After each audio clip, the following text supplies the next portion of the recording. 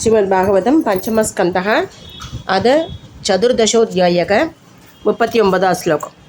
यदि तं योगानुशासनं न वा एतदवरुन्धते यन्यस्तदण्डाम् उनय मुनय उपशमलीशीला उपरदात्मानक समवगच्छन्ति यदपि भजनीयिनो यज्विनो ये वै राजर्षय किं तु परं वृते शयीरण्यस्यामेव ममेयमिति कृतवैरानुबन्धायां विसृज्य स्वयम् उपसंकृताः कर्मवल्लीमवलम्ब्य तत आबत कथञ्चिन् नरकात् विमुक्त पुनरप्येवं संसाराद्वने वर्तमानो नरलोकशार्दम् उपयाति एवम् उपरिगतोऽपि तस्येदम् उपगायन्ति आशभस्येकराजर्षेर्मनसाभिमहात्मनः नानुवर्त्मान् कति नृपो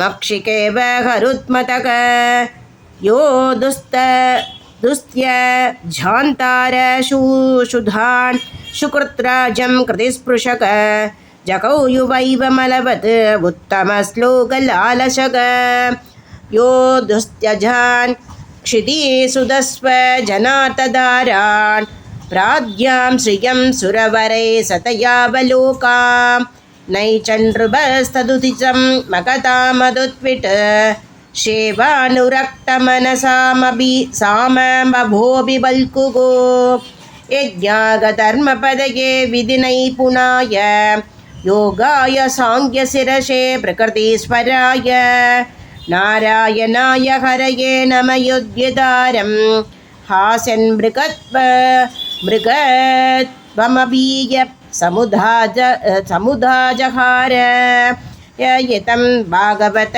समाजितावदात गुणकर्मणो राजर्षेर्भरतस्यानुचरितं स्वस्त्ययनम् आयुष्यं धन्यं यशस्यं स्वर्ग्य अभवर्ग्यं वानुशृणो ध्याख्यास्य यद्यभिनन्दते च सर्व एवाशिष आत्मन आशास्ते न काञ्चन परं भरत इति।